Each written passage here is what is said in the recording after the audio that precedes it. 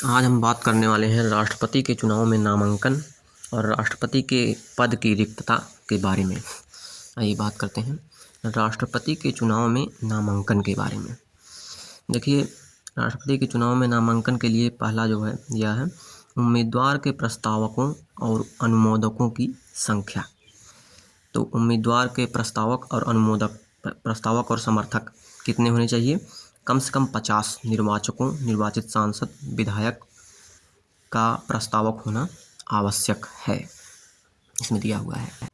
कम से कम 50 प्रस्तावकों का जो है व्यवस्था 1974 से लागू हुई। इसके पहले से कम एक प्रस्तावक, एक समर्थक होना आवश्यक था, लेकिन 1974 से कम 50 प्रस्तावकों को जो है लागू कर दिया गया नियम। इसके बाद राष्ट्रपति के चुनाव में नामांकन के लिए जमानत राशि 15,000 रुपये है।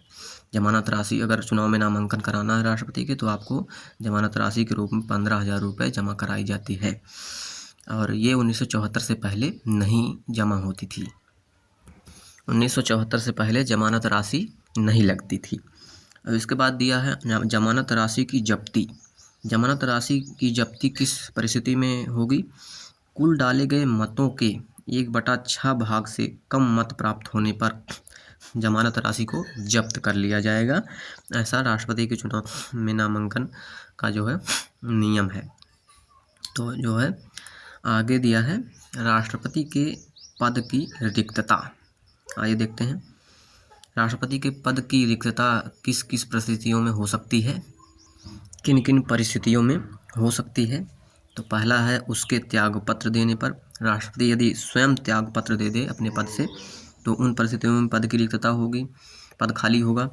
और दूसरा है महाभियोग प्रक्रिया द्वारा हटाने पर। महाभियोग प्रक्रिया द्वारा राष्ट्रपति को हटाने पर राष्ट्रपति का पद खाली हो सकता है। राष्ट्रपति की मृत्यु हो जाने पर भी राष्ट्रपति का पद जो है खाली हो सकता है। इसके बाद राष्ट्रपति को उच्चतम न्यायालय द्वारा निर्वाचन जो है अवैध घोषित होने पर भी राष्ट्रपति का पद जो है खाली हो सकता है, रिक्त हो सकता है। तो उच्चतम न्यायालय द्वारा राष्ट्रपति का निर्वाचन अगर अवैध घोषित कर दिया जाता है, तो ऐसी परिस्थिति में राष्ट्रपति का पद की रिक्तता, राष्ट्रपति के पद की रिक्तता हो सकती है। राष्ट्रपति अपने पद से हट सकते हैं। तो ये जो है सिचुएशन है, कंडीशन है, परिस्थिति हैं, जिन परिस्थितियों में राष्ट्रपति की पद की रिक्तता संभव हो सकती है। नीचे दिया है नोट।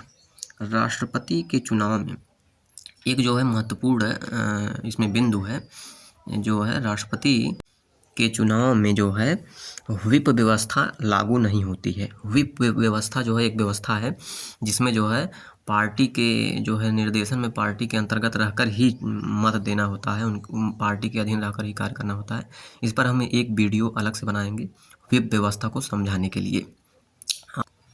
आज के लिए इतना जानिए कि राष्ट्रपति के चुनाव में व्हिप व्यवस्था लागू नहीं होती है, और व्हिप व्यवस्था के बारे में हम एक अलग एपिसोड में चर्चा करेंगे। आज के लिए इतना ही।